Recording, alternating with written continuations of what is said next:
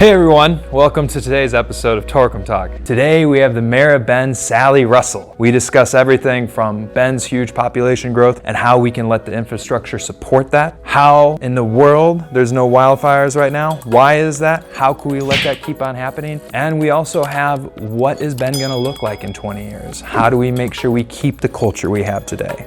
How do we make sure we keep that charm? How do we make sure that it doesn't become this bustling huge city, or if it does, that we have the infrastructure to handle it?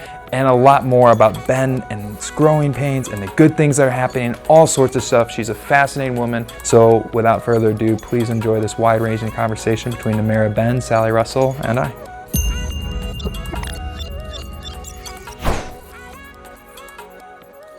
Well, Mayor, welcome on the show. Really good to have you here. Mayor Sally Russell. Yeah. Yeah. Hey.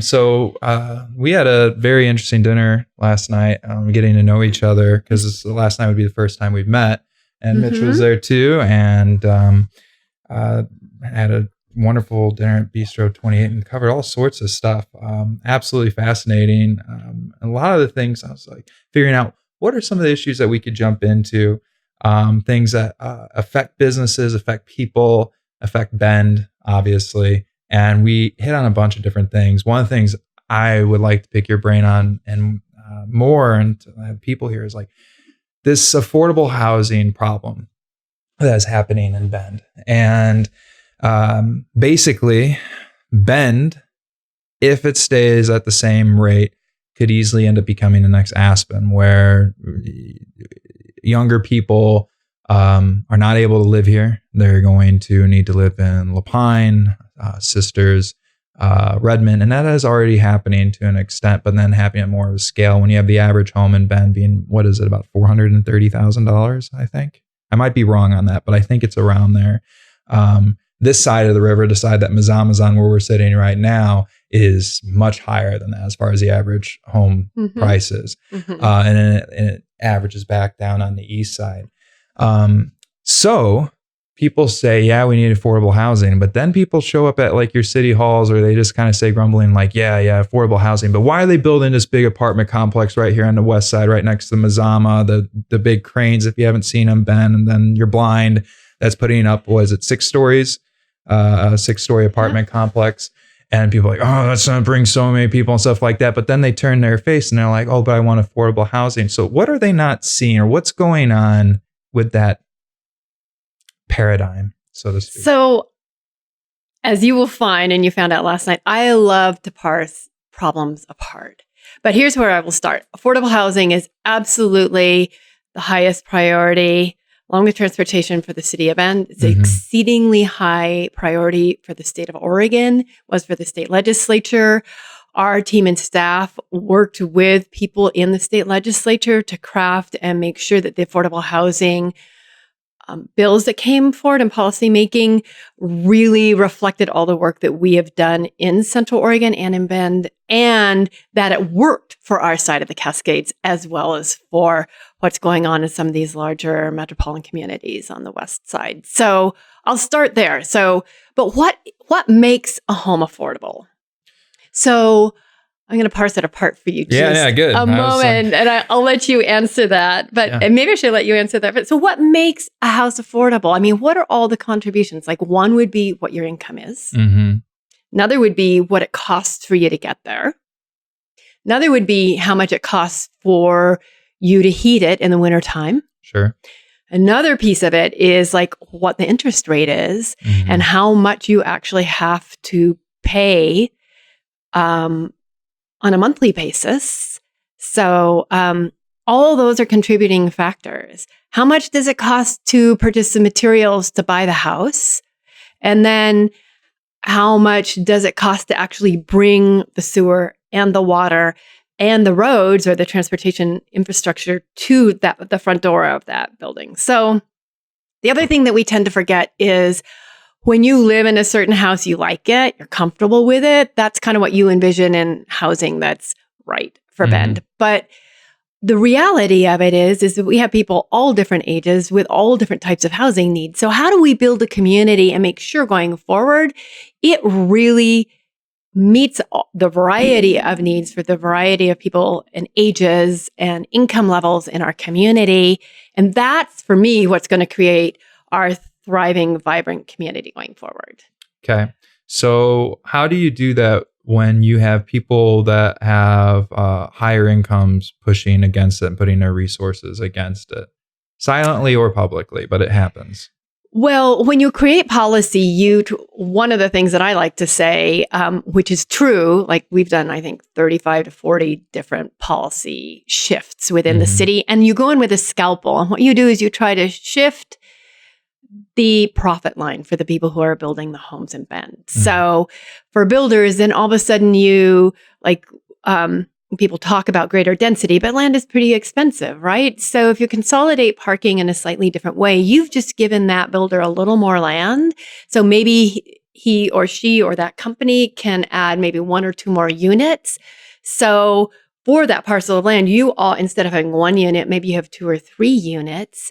And then you work with a parks district to have a park that's within half a mile. And so you begin to sort of compensate and make possible different types of housing units and decrease the cost per unit. And you've also increased the profit margin for that builder. So if you start shifting policy to allow the profit margin to really be attractive for those types of units, as well as maybe equal or better than the people who are building the multi-million-dollar houses, then that's one way to bring affordable housing here. And then, we're looking at a model program the state awarded to the city of Bend with a little bit of support, I'll say, sort of financial support and sort of streamlining to be able to build some huge sort of forward-thinking affordable housing projects over on the east side, right? Sort of right by just east of 27th on Highway 20. So again, right, you're taking the scalpel and you're just gently sort of shifting what it takes to create affordable type housing for Bend. Then how do you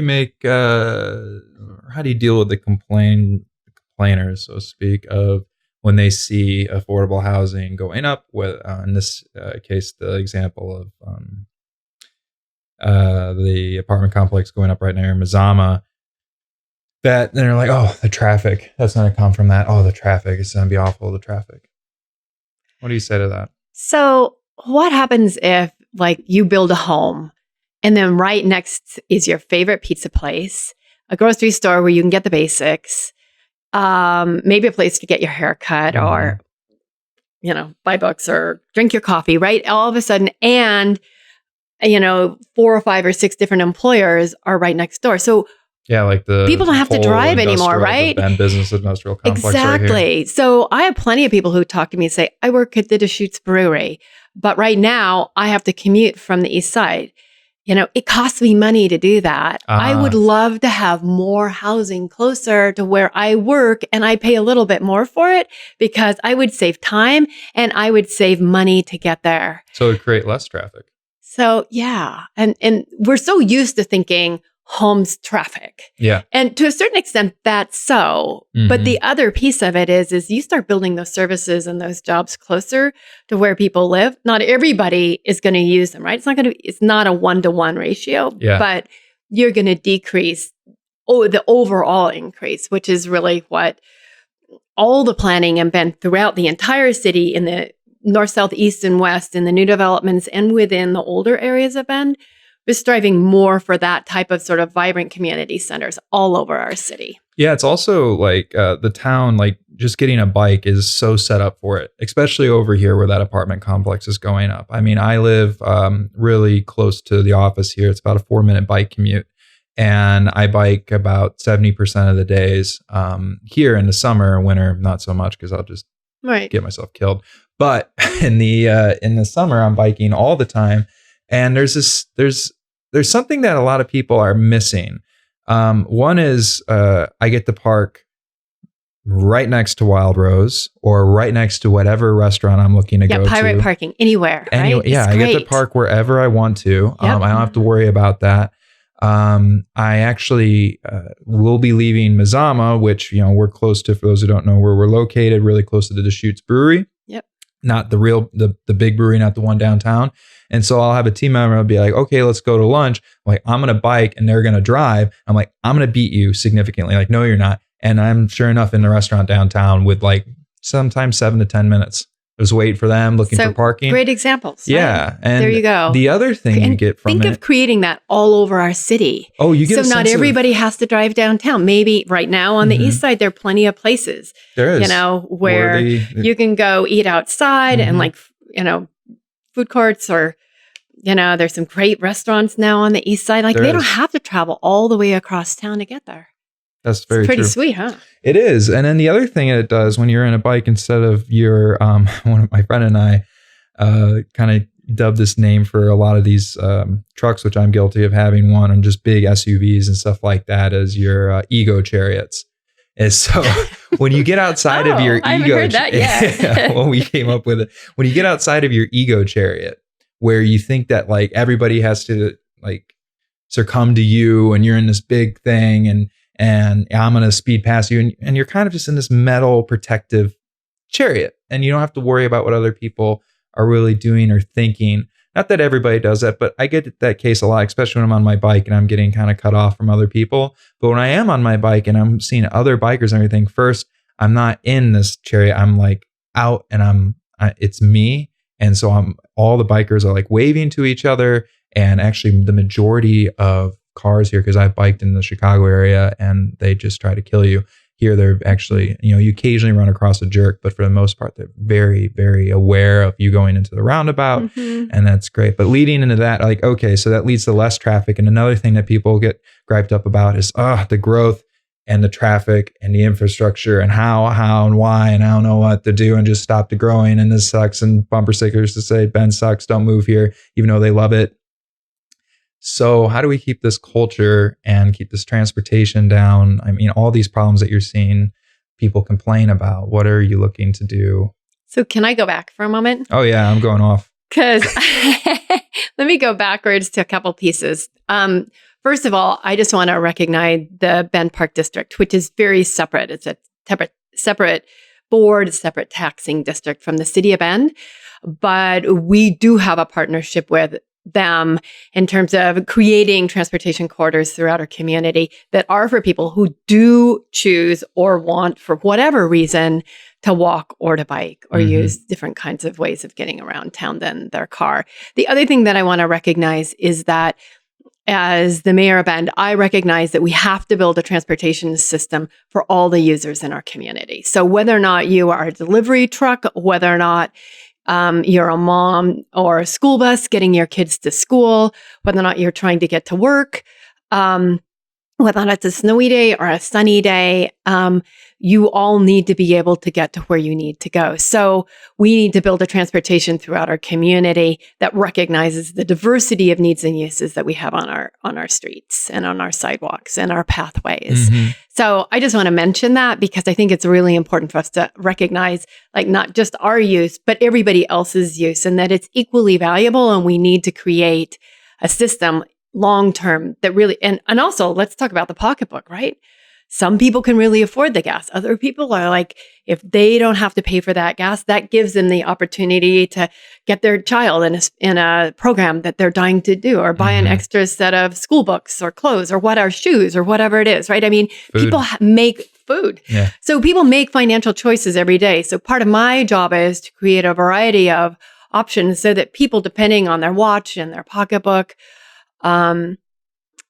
they can really get where they need to go within our community. So I wanted to say that because I think it's really important for people to understand. Absolutely.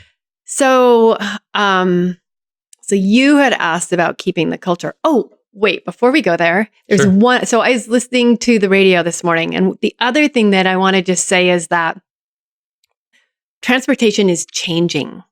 So people are using battery-powered bicycles, their scooters. I'm sure that will probably come to Bend in some form or way. Autonomous vehicles. Autonomous vehicles are going to come. I mean, Teslas are autonomous.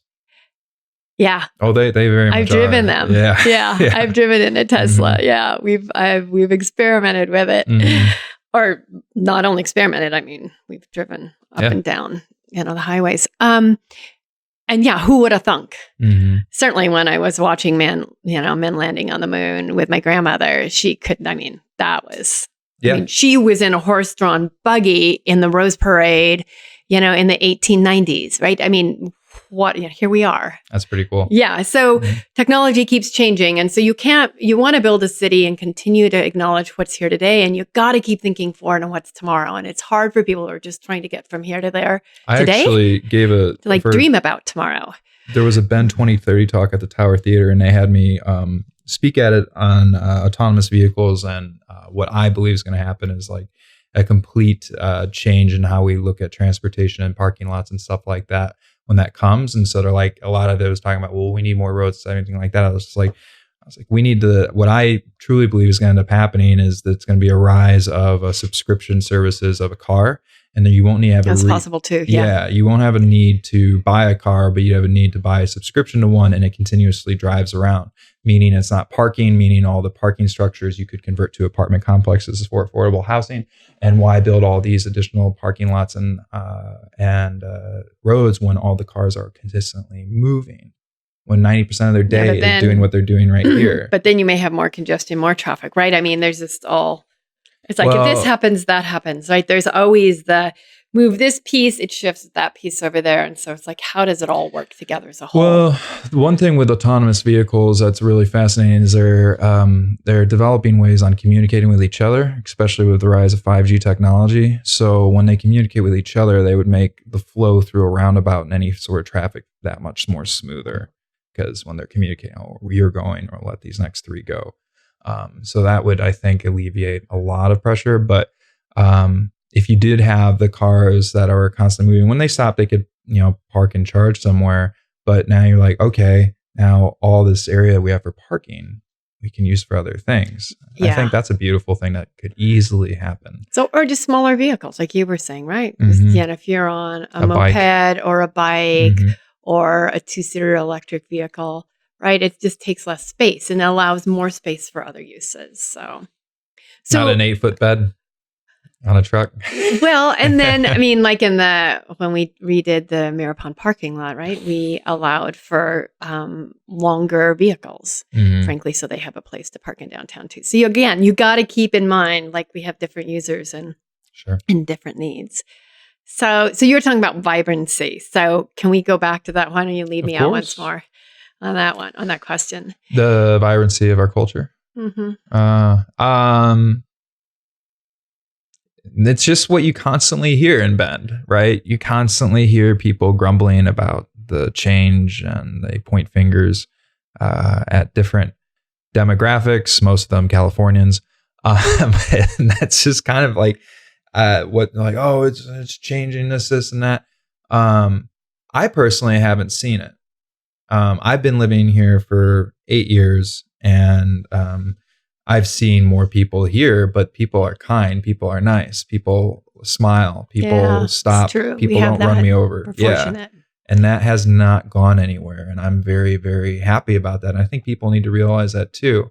When they walk around up and down the sidewalk, that people are still smiling, people are holding open doors to you, because it doesn't exist everywhere. I was just in Sun Valley, smaller town than this. And my one gripe, the town's really nice, but my one gripe with it is I constantly got no smiles, no thank yous, no anything like that. Feels good to come back to Bend after that kind of treatment. It does. That's a town of, I think their population is 12,000. So I was really happy. I was like, here we are at 90, somewhere in the 90s. And we still have that? Yeah. And I'll just, and Sun Valley is a really different kind of community, though, than Bend is, right? I mean, it's unlike Bend and sort of what we're striving, right? We talked so much about affordable housing at the beginning of this interview.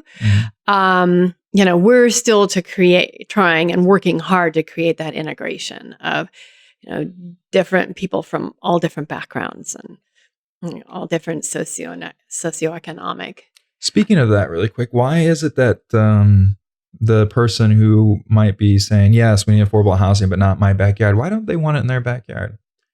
I think often when we say that, we forget that we have our aunts and our grandmothers and our cousins and our kids that are just trying to get out of school. And or the people who serve in our public safety, whether or not it's, Firefighters, police officers, I mean, they're the people who are showing up on the scene, as the medics, they're the administrative assistants that are working like in our offices throughout our community. There are teachers. I mean, they're not earning huge amounts of money.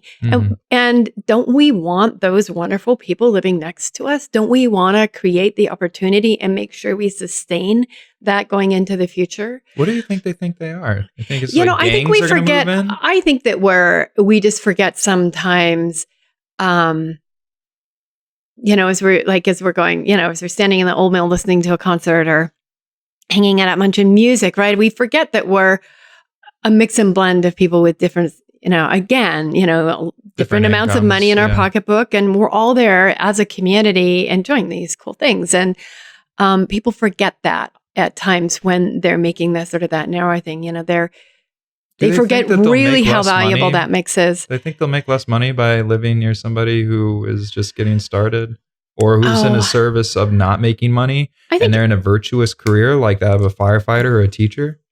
I think everybody want to associate with virtue. I think everybody comes from a different point of view, and I think you just need to calibrate it. I think that's what I'm trying to do right now. I'm trying, for people listening, it's I never thought of it like that. I guess if I wasn't next to him, it's ridiculous to think that your stature, your status, your ego is going to be hit by just living near some people that are doing something that you need in your community. I think it's often wherever we live, right, in whatever part of town, right, we're used to what we have. We're, comfortable with our neighbors. We're comfortable what it looks like right now. And so anything that's changed, that's unknown, it's really hard to sort of envision that shift, even though whether or not it's renters moving in right next to you or a building that gets rebuilt from a single family home until a duplex or triplex, it's hard to sort of envision that shift and what it might bring. And you don't have, we all have our freedoms, right? So it may not be what you wanted. And so there's that not having control over the changes happening next to you often that's driving that. But I think more than anything, it's why acceptance. Get upset over that lack of control? You don't have control over anything. I think we all do that to a certain extent. So when I think of somebody who is really doesn't want, a larger apartment complex. I mean, I think they're thinking in that moment just of how they wish their life would never change. But in reality, it is changing, right? It has changed. They lead their life often, most of us, by what's happening on this little tiny phone in our hand, right? I mean, that wasn't even so 15 years ago. And so we are adapting to change in all these different ways. And we'd rather have more over less control over it. But ultimately, as I look in Bend and I look at the changes happened in Bend, and when I moved here, there were only country western radio, pretty much. A little bit of rock and roll. There was no public radio at all. There was no Fred Meyers. We all went shopping over in the valley. I mean, you went on the trails and you were the only ones. So, but you couldn't swim in the river because it was against the law. And I remember floating down the Deschutes one day and going, why isn't anyone here? It's 95 degrees and this feels good. So, that got changed over time. Right. But my point is that our world will always change. What will happen even the to seasons a town that will doesn't? change. What would happen to Bend if it didn't change?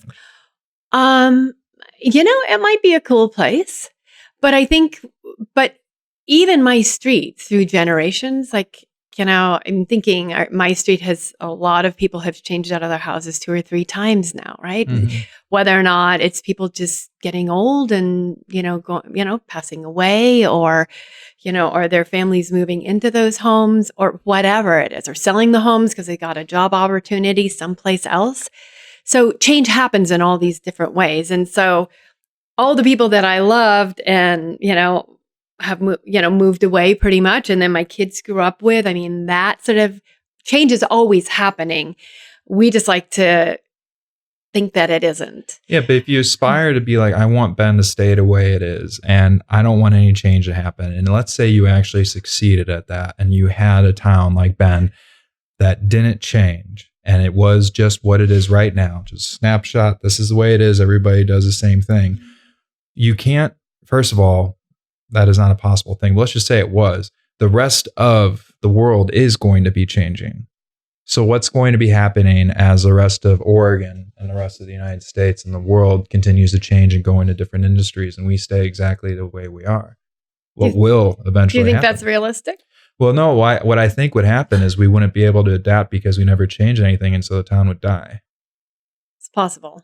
Yeah. Yeah. Because all of a sudden you have, who knows what the new things are coming, but like, no, we're not going to do that because we don't want to change. And eventually that's going to be the death of the town. Well, remember Bend 15, 20 years ago had two major industries, construction, development, Right. And tourism. Those were sort of the two foundational, and there was, the health industry was coming along too. But those were sort of the three primary. There were other businesses and other types of industries, but percentage-wise, it was much less. Today, we have and in the 2000s, Bend crashed harder than the rest of Oregon, the rest of the country. Yeah, I wasn't only second to Miami. GDP. Gosh, you may know that. I don't know. I think it was just second to Miami GDP-wise. So, we talk sort of sometimes nostalgically about sort of the old times, but it was tough. It was rough. I've been through at least 4 economic cycles in Bend where, houses were on the chopping block and people just moved out and left their homes because there was no way for them to either live in Bend or raise their family in Bend. They left. Mm-hmm. So in this diversification of our economy and all the industries we have now, and that we have been able to bring up since 2012, especially since 2012, should give us much more resiliency than, the state and the country. So have we given away a little bit in terms of sort of our culture, but hopefully not that much. And what does that mean? It gives us greater stability to raise our families and to live our lives the way we really want to in this town. I think that's really important for people to understand. Mm-hmm. People took their lives, right? There's some really wonderful people down the street that I knew really well were just so crushed by it, right? They opted out of the world. And I think that's tragic. And we want to create a vibrant, sustainable, resilient culture and resilient economy for Bend that really gives us a better chance of taking everything that we, by and large, really like about this town and hold on to it going forward. So I think as mayor of Bend, I look at whether or not we're looking at transportation or affordable housing or homelessness or mental health,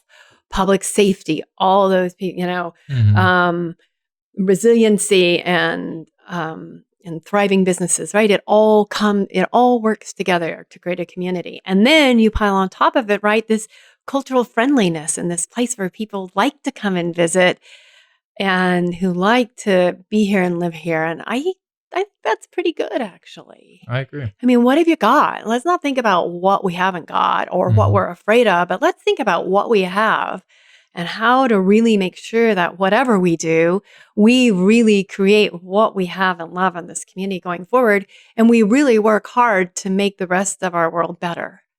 Yeah. We have a growing, vibrant community that's creating more opportunity. So when the next crash happens, because it will, this won't be hurt as hard because we're not just dependent on real estate development and tourism. Both those things die first. Yes. So what have we got? We've got tech, we've got pharmaceutical, we have outdoor recreation, we have a really strong public health. It goes on and on and on. I haven't even begun to nick it all, right? Yep. But aerospace, right? Look at what's happening at the airport again. So if I haven't named your business, pardon me, but I mean, it's because there's so many, and we have so many thriving corners. Yeah. Yeah. Oh yeah. Well, I love drinking beer, and I like the choice we have. That started in '86 with Gary Fish and Deschutes, and now there's like 27 breweries, and you have like just huge. It's like its own industry. You couldn't not look at 10 Barrel and the amount of people it employs, and the same with Deschutes, and be like, oh, that doesn't count. Like, oh no, it very much does. And my point is, and I haven't listened to Gary Fish's entire podcast, but the point is, Deschutes Brewery has had to reinvent itself again and again and again. And it's doing it again. And it's doing it again. Yeah. And creating different partnerships and really vibrancy. And then so many of the brewers have spun off and done really wonderful things in the craft brewing industry. So I think, right, and that's a perfect example. Like, for any city, for any household, right? You recreate as you go through time. You have to be nimble and recreate. Most people just can't stay in the solid, like, never-changing status quo. I mean, my kids grew up, I mean, there was a big shift between middle school and high school, let me tell you. And from high school to college, here we are. And now they're almost graduating from college. Well, let me tell you, that's a big change too, right? So that's just the sort of the family as an example of the changes that you automatically move through and you accept and you recognize are going to happen. So when you have a community, it's a little harder to anticipate exactly. And certainly with the technological overlay, it's harder to anticipate the twists and turns and where you're going to need to go next. So wanted to go back to traffic really quick. Oh, yeah. And what's causing a lot of the traffic today that we're seeing. I just want to keep another quick side note on plug-in biking, because not enough people doing it. Just for those people who get kind of frustrated at like certain intersections and roundabouts when they get kind of full. Turns out when you're on a bike, you just go past all that and then you merge right into it. Just saying. But where does this come from? Why is it that we see such a surge in traffic, like in the mornings, especially when school comes in? I'm alluding to what we were talking about last night, because you taught me something. Yeah. So, when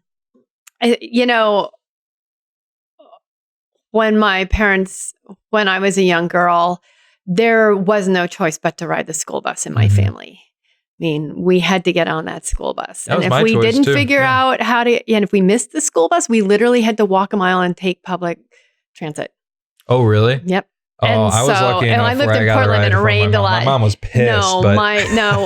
We didn't even have that option. I mean, we basically had I can't remember how much it was to ride the bus, but we had to walk a mile, and didn't matter if it was raining or whatever, and get the public bus and get to school. And that was just the way it was. And so my children too, I mean, I worked, so I didn't want to spend the time driving them to school. So I refused. I would get them up. We'd have a good breakfast. We'd walk to the bus. It was kind of a nice little walk, actually, for me. And we'd sometimes watch the sun rise because it was that early in a winter day. And I think over time, what's happened is as the value of time has become more critical, on one hand, right? So how long does it take you to get to school? Okay. And the second piece is, so kids want to get up closer to the time they have to be at school. And the other piece is that, some families have the flexibility within their structure to either carpool or just drive their children to school. But that does clog up our streets in the mornings and the afternoons. So I think finding more efficient ways to move how many kids do we have, at any given school, right? It's hundreds, thousands, right? There are a lot of children in our community who are using single occupancy vehicles, right? More or less, you've got a mom, you've got a kid, maybe a couple to get to school. That's a lot of cars that you're all of a sudden putting on the road at that moment. And so as people are trying to go to work, as people are maybe trying to get to their powder day, right? That's happened.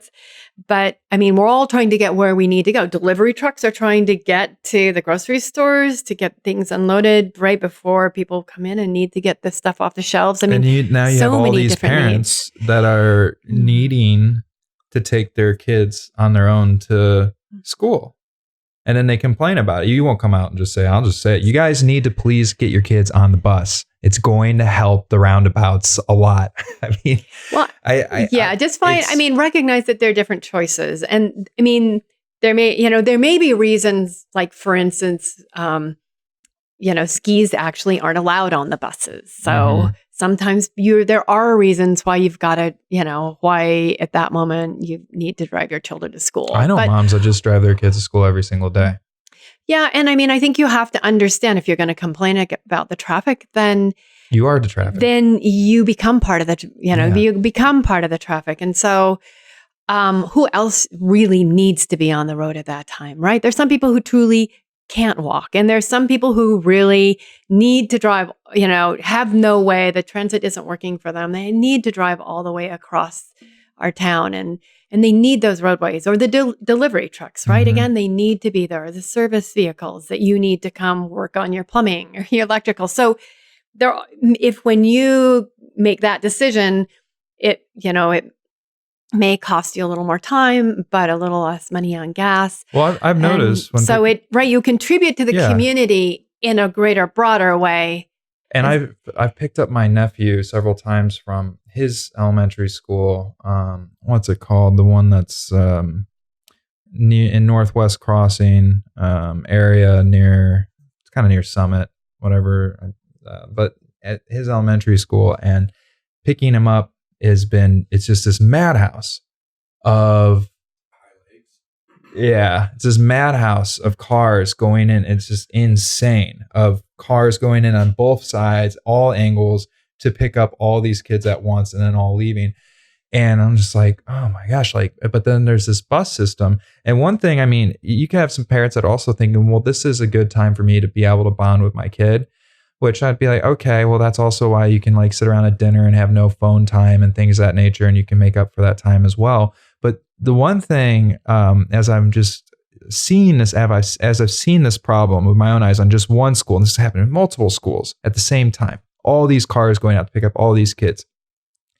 The amount of social development that I had from my bus rides is profound. Because when you're in class and everything like that, you can talk a little bit amongst and, pass notes and stuff like that. But that social development is really happening. Yeah, there's a lot of really great social time that happened on the school bus. That is true. Yeah. And so I'm missing that with my peers.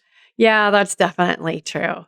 And peers at different ages, right? Because you're on the school bus with all the kids that are going to that school. And so you've got the different ages and the different types of neighborhoods. It's not just your tight little, but it's, within a broader radius. And I think those are good. Those are great opportunities, actually, to develop sort of social skills, as you said, that overall will serve kids much more strongly.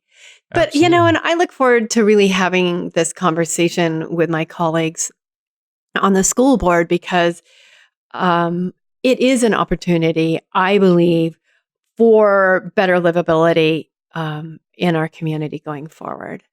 And so but again, it's an old mill town, and in many areas there aren't sidewalks or there aren't safe ways for children to even ride their bikes, right? Which is why separated paths and different ways of, having kids even move that half mile between their home and the school. Right? We need to be more conscious as a community and as a school district, and we are increasingly stronger in building those separated corridors and those safe pathways for kids to get from their homes to their schools. And school district and the park district and the city of Bend are partnering better and better. And I'm proud of that. That's really one of my priorities as well, right? There's so many ways to solve, to make our lives better. What are some future ones coming down the pike that you're looking forward to? Oh my gosh, I'm going to have to go grab a map and update. People always want to look at me as sort of the ultimate, fact queen. You're not an encyclopedia. I know a little bit about a lot, and there's some things that I dig really deep, but other times I have to okay, bring that map back and let's pore over it. And I'm happy to do that, you know. But there's some fun stuff coming though. Yeah, always. I mean, we have a transportation plan that's getting developed by the Transportation Advisory Committee, a group of citizens, that looks for 20 and up to 40 years. And it means, and we recognize that we're going to have these community centers, that we are going to have people that need to have a greater choice in how they move throughout our community, even within their small neighborhoods to the local schools or businesses or wherever they want to go. It's cool. I love that part. I wanted to talk about something with you that's very interesting to me. This whole thing's been interesting, but when you look outside on August 20th, the sky is blue. And I don't remember the last time on August 20th that happened. And what I'm referring to is we're not on fire right now in August. Yeah. Well, a few years ago, actually, remember the Millie fire in Sisters, which threw a lot of smoke into Central Oregon, and certainly the Sisters community as well as the Bend community. That didn't, that happened during basically the eclipse. I mean, it was coincidental, by the way, but the lightning strikes had happened early August. Or was it the... Oh, it was totally, because the lightning strikes... Well, yeah. The lightning strikes happened in early August, and then it dried out just enough and the winds came up, and a lot of sort of the smoldering, areas throughout our region all of a sudden came up and started to burn fast, right? And the Millie fire was one of those. So, I mean, this year, a couple things. One, there's so much attention on wildfire and how to manage it. Midterm, short-term, long-term. So I can get into the weeds super fast on this. But what I will say is this year we had a lot of rain, which has helped. So it keeps the humidity higher. We've had high temperatures, but it hasn't been quite, consistently as high. And we are consistently, throughout all the agencies that are responsible for in public safety and for managing our public forest and our private lands in terms of fire, they are all developing better and tighter protocol. And so all of that is happening, and all of that contributes to what we're experiencing today. I think what's very important for people to recognize too is that in our woods, we have about 100 years worth of basically fuels that have fallen on the ground. And so it's not the forest that my grandparents knew 100 years ago in any way, shape, or form. And also because of climate change and the drying out, right? It just creates, forests and natural spaces that are more ripe for fire that, really gets fueled up and running faster than it might have. The prescribed fire that I have worked really hard with the Deschutes Collaborative Forest Project. So many of us from all these 19 different stakeholders have worked hard to get the social license to go in and begin removing fuels. And that means your trees and all your plants are more fire resistant. They're insect resilient. It's a healthier forest because that's what fire used to move through our landscape, especially on the east side, really consistently. The return was every 5 to 25, 30 years. So now, if we really want that healthier forest, if we want, a really healthy ecoscape and for the deer, for the rabbits, for the lizards, for the trees, for the flowers, we need to be more willing to accept that to light it on fire. And it's literally it's a low temp fire. So we remove most of the fuel, and we, very careful to leave the really big trees in place, but remove the thickets. And then when they actually apply the fire, I could walk on it. I have to be careful, but I could walk, in the areas that were safe and didn't have huge burning logs. I could walk on it with my bare feet, and you can watch the lizards come out and skitter across it like in an hour or two. It's really very different from a huge, massive fueled wildfire that, smokes for weeks and has really destroyed the entire really changed the ecosystem along with it. So how do we have more totally of those forest structure? It seems to be fascinating. I know what you're talking about. I'm a big avid outdoorsman, backpacker, and I've one area that's incredibly bad, probably the worst that I've been kind of lost in at one point was the Mount McLaughlin area wilderness, the fuel on the ground there was unreal. And that was 4 or 5 years ago, and it's just primed to happen again, where it's just going to light up. But that's also around town as well. Like, you can see a lot of this fuel all over the ground. So to prescribe burns, how much of that would we need to make an August like this become a consistent thing? I'm not going to put any numbers out today, but what I will say is that we need to do, probably 100 times more than we're doing right now. 100 times? Yeah, it's a lot. So I mean, we have, so we're doing, but times for more. the entire forest, but to really look at it today, what's most critical, I think today, is sort of human life and structural safety. So that's the sort of initial primary focus. Aren't air they quality tied together? Yeah, totally.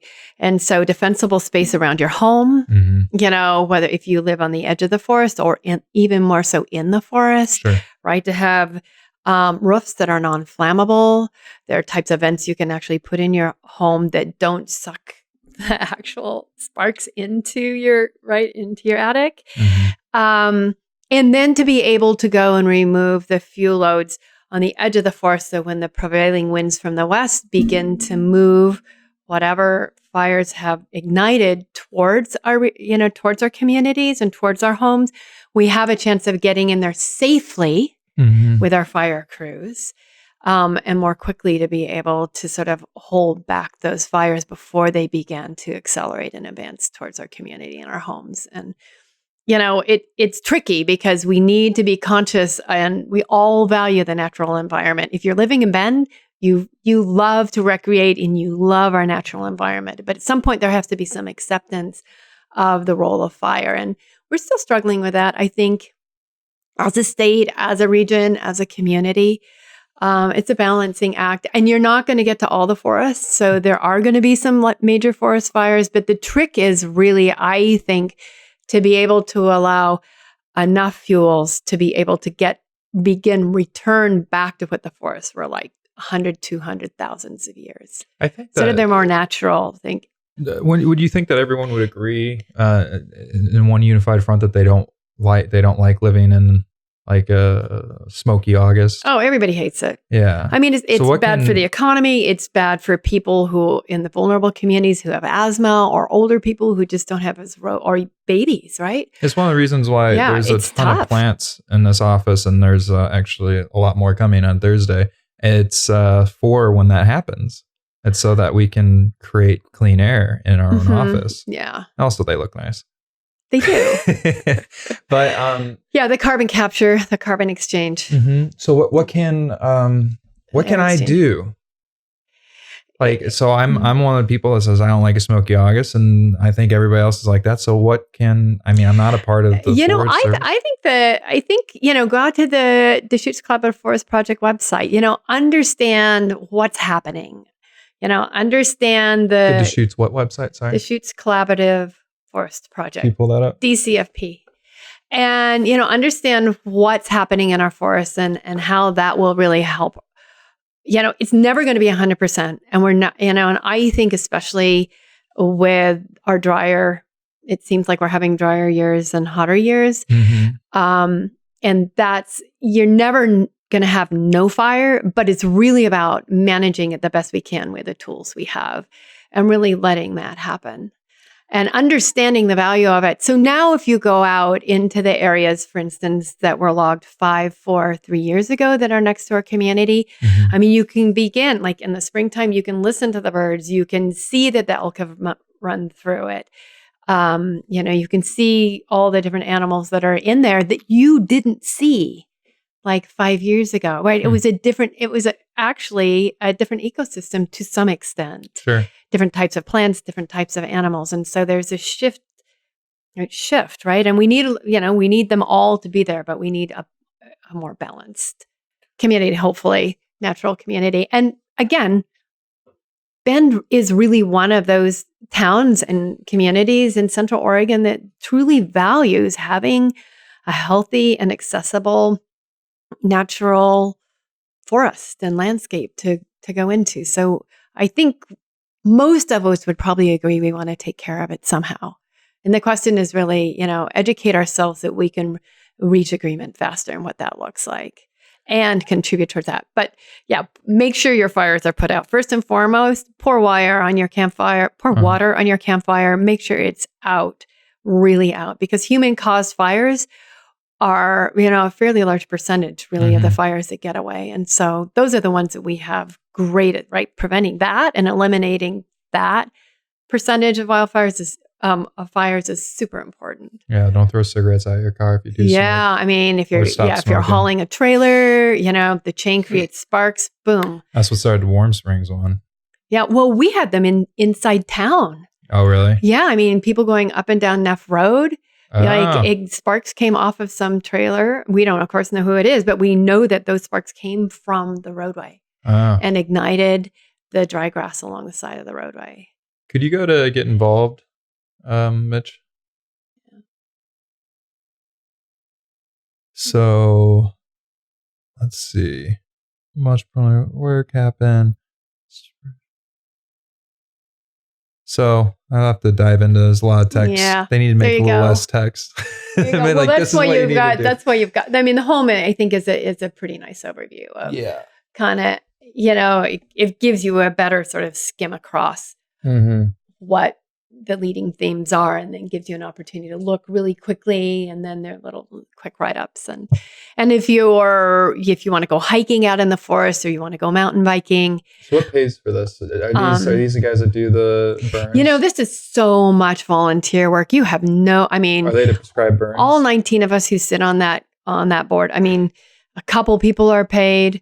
I mean, we have minimal staff. I mean, it is really about the community coming together and agreeing on this work. So the Forest Service, we get some federal funding for this work, and the Forest Service has some staffing, but it's a skinny budget.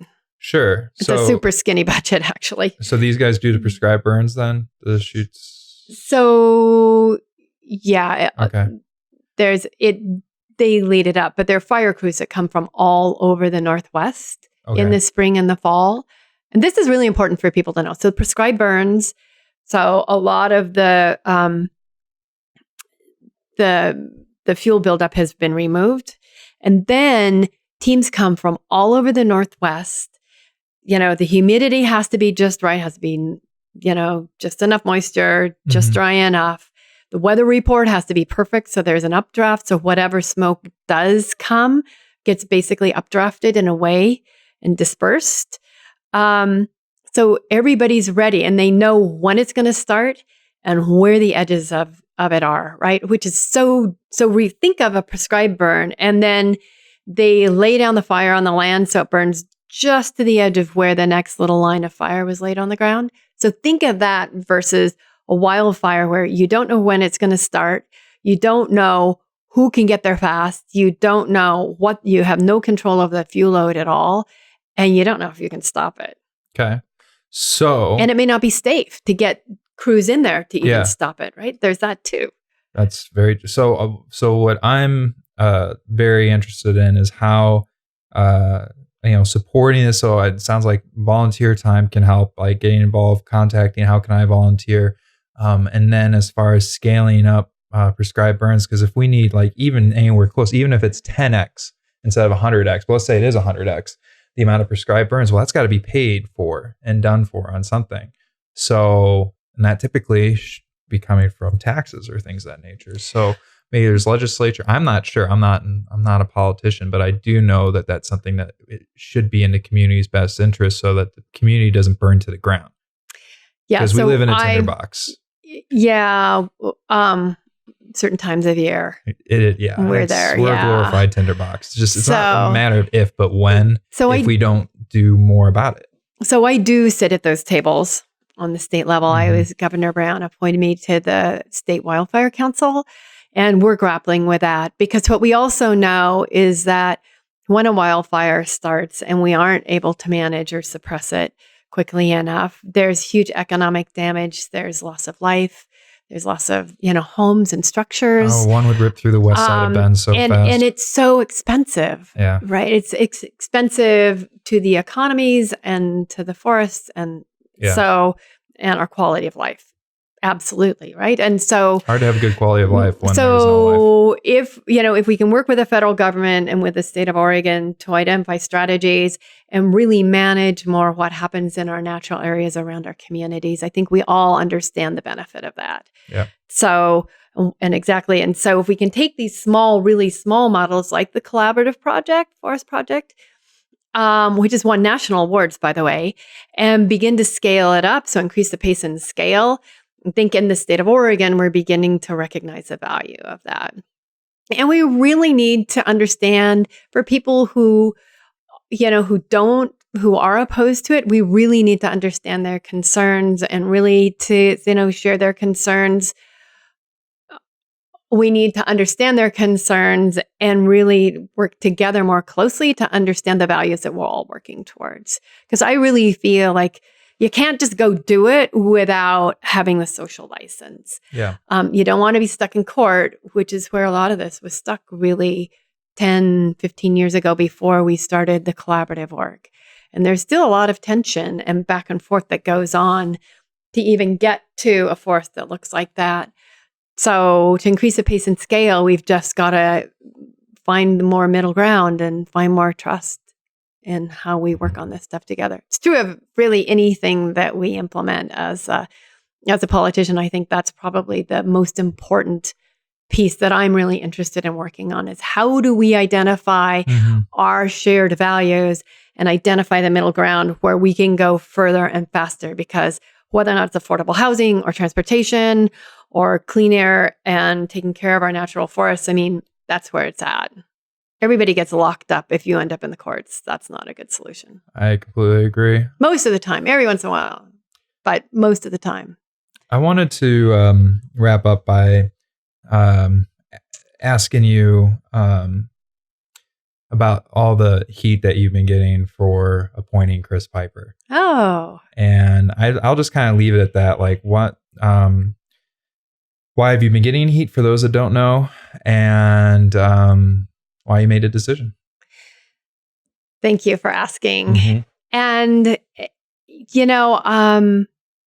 I respect every single colleague on council, and I recognize the value of having a diversity of backgrounds and voices. And I recognize having only 7 spots on council, you need people who will represent those voices, even if you don't have even if they don't sit on that dais at the moment. So, and in that moment, appointing someone who didn't go through the electoral process, I was looking for somebody who was willing to work with people regardless of their background or their value sets, right? Was really open-minded, who understood all the city issues, who or could learn them really quickly and really paid attention to community over time, and who really cares about our town. So I read every single resume. I rated every single applicant. I looked at it through the lens of community values and readiness.